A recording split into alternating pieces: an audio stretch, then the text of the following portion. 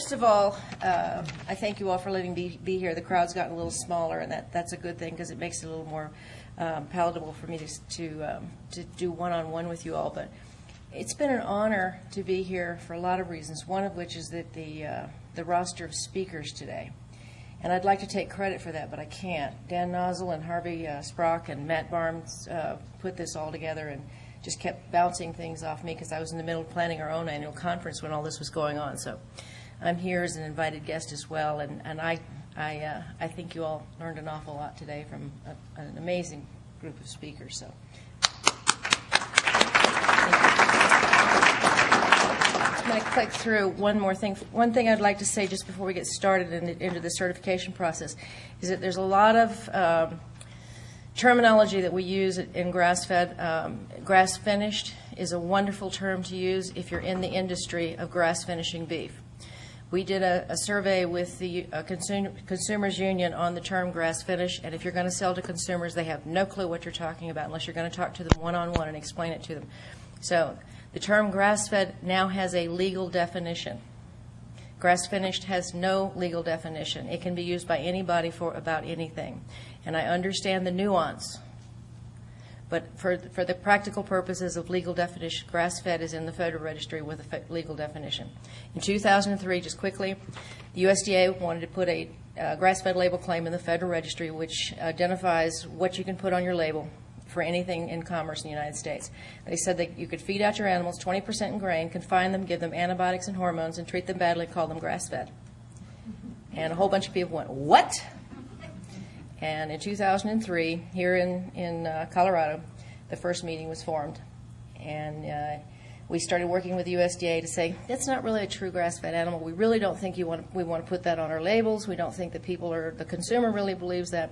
So we marched to Washington with Consumers Union, with a bunch of researchers, with a bunch of ranchers, and we sat and we sat and we went back and forth and we went back and forth. And Dale Lassiter was instrumental in those first conversations, and a lot of other ranchers and farmers.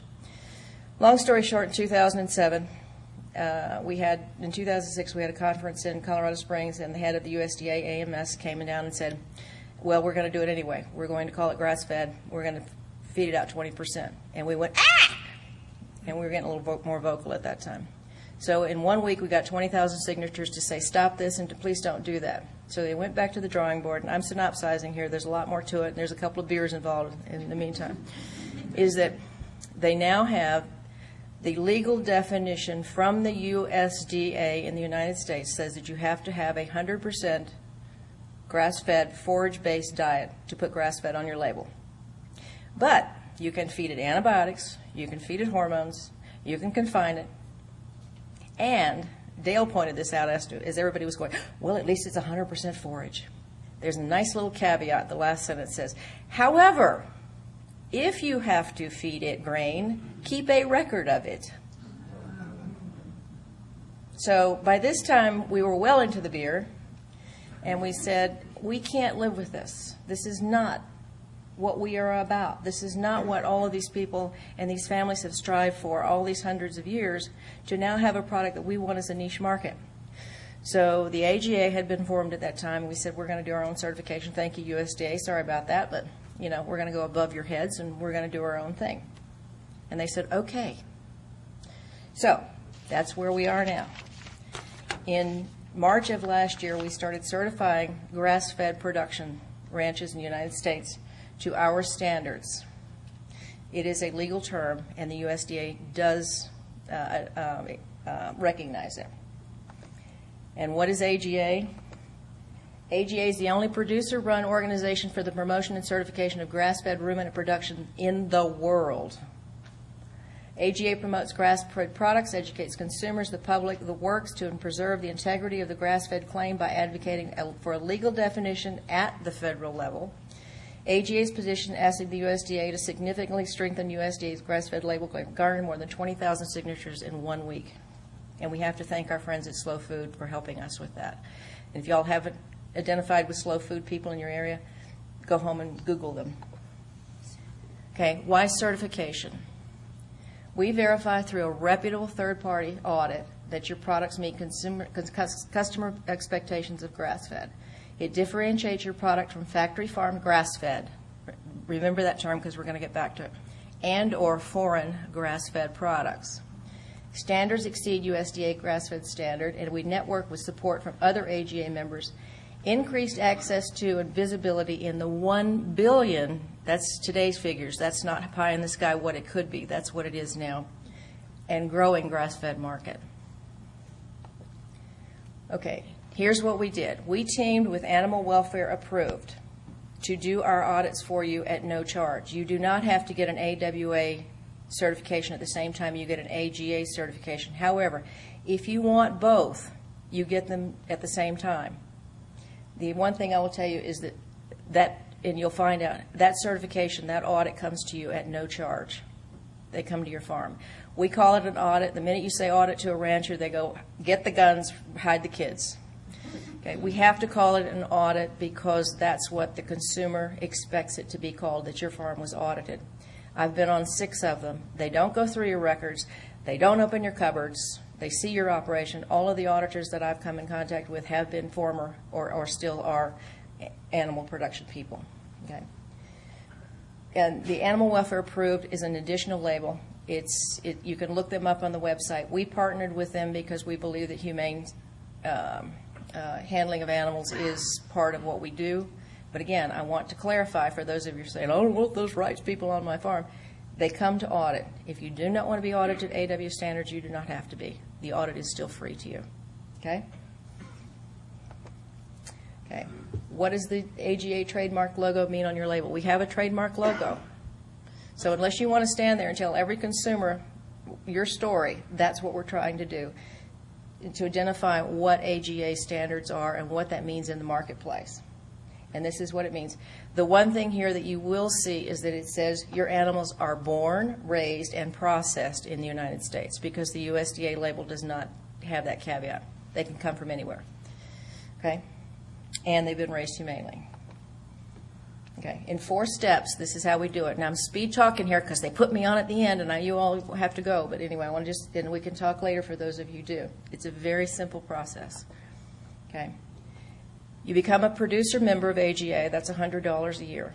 That entitles you to. You get a copy of our standards, which are on our website. It's very transparent. Take a look at them. There's some language there that you don't understand. Pick up the phone, call the number. I'll answer. We'll talk. If there's some question that I can't answer to your satisfaction, somebody from AGA who's another producer will get on the phone with you. Okay? Review the standards. And then something that was said earlier, we have now implemented a tier system. We have a non-100% grass-fed tier, which is called pasture-raised. It's in trying to explain it, and we don't have the audit module ready for it at this point. It's like transitional organic. Okay? That it does allow for a certain amount of supplementation. But read the standards. All right? But the only thing that we're auditing for right now is Tier 1, which is grass-fed. Okay? All right. You go to the AWA website. You download the application. You can fill it in online.